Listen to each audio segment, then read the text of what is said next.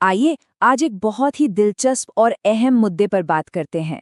स्वागत है इस नए विश्लेषण में, जहां हम हिंद महासागर के एक ऐसे मेगा प्रोजेक्ट को डीकोड करने वाले हैं जो जितना महत्वाकांक्षी है उतना ही विवादों में भी घिरा है।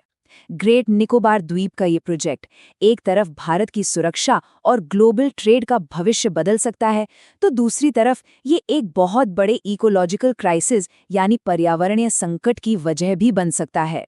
तो आज की इस चर्चा में हम इन अहम बिंदुओं से गुजरेंगे। मलक्का स्ट्रेट का चोक पॉइंट, भारत का मेगा विजन, चीन का समुद्री दबदबा, इस प्रोजेक्ट की पर्यावरणीय और मानवीय कीमत, इसके इर्द गिर्द हो रही राजनीतिक बहस और आखिर में शक्ति और प्रकृति के बीच का संतुलन। चलिए बिना किसी देरी के शुरू करते हैं। पहला हिस्सा है मलक्का स्ट्रेट चोक पॉइंट। इस प्रोजेक्ट का असली स्केल और अहमियत समझने के लिए हमें सबसे पहले मैप पर इस द्वीप की बेहद खास लोकेशन को देखना होगा। जरा इस पूरे इलाके की ज्योग्राफी को समझिए कि ये काम कैसे करती है।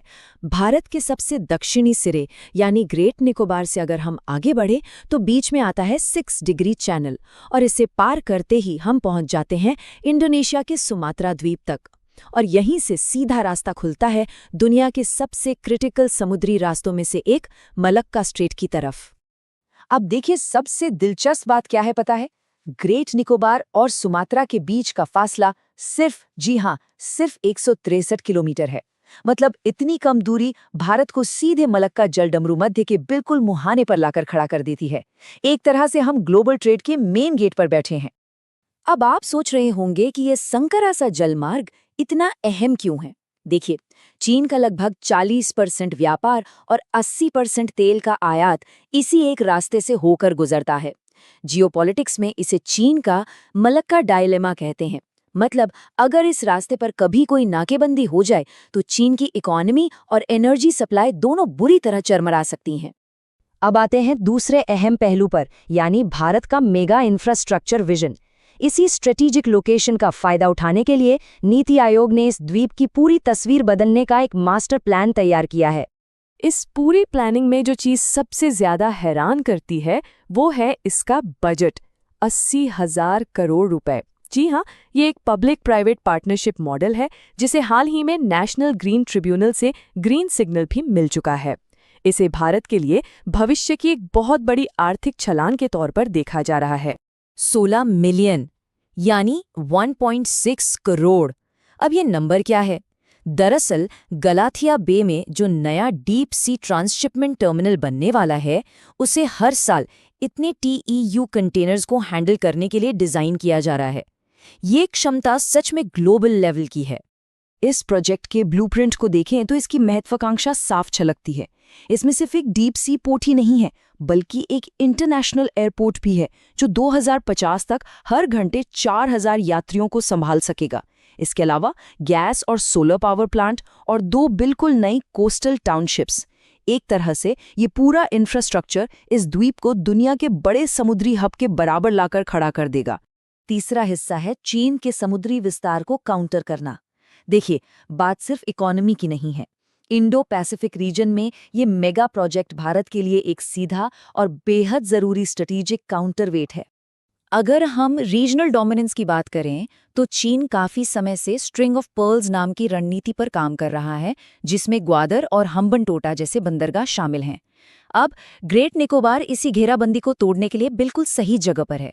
इसे आप भारत का डायमंड वेब कह सकते हैं, और यहाँ INS बाज जैसी ट्राई सर्विस कमांड होने से इस इलाके में भारत की सैन्य पकड़ बहुत मजबूत हो जाती है। वहीं अगर व्यापारिक नजरिए से देखें तो आज की तारीख में भारतीय मालवाहक जहाज़ों को ट्रांसशिपमेंट के लिए कोलंबो और सिंगापुर जैसे विदेशी पोर्ट्स पर काफ़ी निर्भर रहना पड़ता है।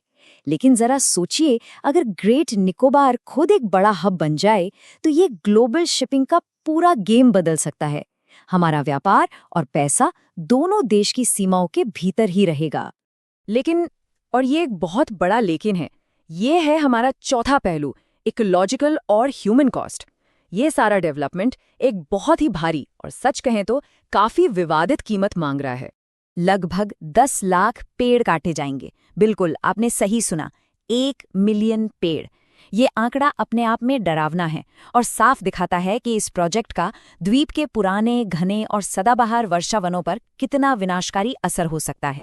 कई रिसर्चर्स लगातार ये चेतावनी दे रहे हैं कि पोर्ट और शहर बसाने से यहाँ की बेहद नाजुक और दुर्लभ वाइल्डलाइफ खतरे में पड़ जाएगी। ये जगह लुप्तप्राय लेदरबैक कछुओं के अंडे देने का ठिकाना है। यहाँ खारे पानी के मगरमच्छ और मकाक बंदर पाए जाते हैं। इसके अलावा गलाथिया और कैंपेबल बे नेशनल पार्क्स का एक बड़ा हिस्सा और इस पूरे इलाके का करीब 1.82% घना जंगल इस प्रोजेक्ट की भेंट चढ़ जाएगा। और बात सिर्फ जंगलों की नहीं है। मानवाधिकार कार्यकर्ता यहाँ रहने वाले स्वदेशी समुदायों के भविष्य को लेकर भी गहरे चिंतित हैं। शोम्पेन और निकोबारी जनजातियां, जो पीवीटीजी यानी विशेष रूप से कमजोर जनजातीय समूहों में आती हैं, उन्हें अपनी सदियों पुरानी जमीन और संस्कृति से हाथ धोना पड़ सकता है। उनका पूरा अस्तित्व खतरे में आ सकता है। तो यहाँ शुरू होता है हमारा 5वां बिंदु, एक बड़ी राजनीतिक बहस। एक तरफ विकास है और दूसरी तरफ पर्यावरण, और इन दोनों के बीच के इस टकराव ने पूरे देश में एक हाई स्टेक डिबेट छेड़ दी है। अब इस बहस को अगर हम निष्पक्ष रूप से देखें तो तस्वीर कुछ ऐसी है। विपक्ष का कहना है कि ये एक बहुत बड़ी इकोलॉजिकल आपदा है, जनजातियों का विस्थापन है और कुछ बड़े कॉरपोरेट्स को फायदा पहुंचाने वाला कदम है। वहीं सरकार का तर्क है कि ये प्रोजेक्ट हमारी नेशनल सिक्योरिटी के लिए बेहद जरूरी है, चीन को काउंटर करने के लिए अहम है और इससे देश में एक अभूतपूर्व आर्थिक उछाल आएगा। दोनों ही पक्षों के अपने अपने बहुत मजबूत तर्क हैं। इस नुकसान की भरपाई के लिए अधिकारियों ने एक उपाय सुझाया है।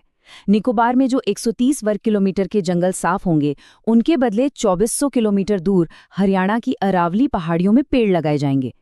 लेकिन क्या ये वाकई एक समाधान है?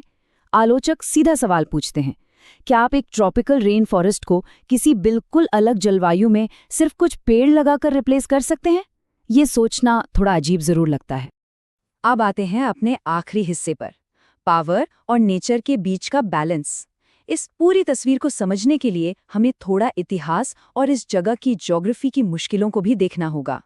अगर हम इसकी टाइमलाइन पे नजर डालें तो ये पूरा इलाका एक हाईली एक्टिव टेक्टोनिक जोन में आता है। याद है 2004 की वो विनाशकारी सुनामी? तब यहाँ जमीन 15 फीट तक नीचे धंस गई थी। इस प्राकृतिक आपदा ने उस वक्त के सारे डेवलपमेंट प्लान्स पर ब्रेक लगा दिया था। फिर 2015 में इस पर दोबारा विचार शुरू हुआ और अंततः 2021 में नीति आयोग ने ये मास्टर प्लान फाइनल किया। लेकिन वो सुनामी हमें ये याद दिलाती है कि प्रकृति से जीतना इतना आसान नहीं है। और यहीं पर आके हम एक बहुत ही अहम चौराहे पर खड़े हो जाते हैं। एक ऐसा सवाल जिसका जवाब आसान नहीं है। क्या समुद्री कूटनीति में अपना दबदबा बनाने के लिए एक बेहद नाजुक और प्राचीन पारिस्थितिकी तंत्र को दांव पर लगाना सही है? क्या ये दोनों चीजें एक साथ नहीं चल सकती? अंत में ये 80,000 करोड़ रुपए का फैसला सिर्फ एक इंफ्रास्ट्रक्चर प्रोजेक्ट नहीं है। जैसे जैसे इस मेगा प्रोजेक्ट का काम आगे बढ़ रहा है, ये हमारे सामने एक बहुत गहरा सवाल छोड़ जाता है। एक तरफ इंडो पैसिफिक की सुरक्षा और ग्लोबल पावर है, तो दूसरी तरफ एक ऐसा इकोसिस्टम जो लाखों सालों में बना है। तो क्या ग्लोबल जियोपॉलिटिकल पावर हासिल करने की असली कीमत हमारी प्रकृति ही है? आप इस बारे में क्या सोचते हैं? इस विश्लेषण में हमारे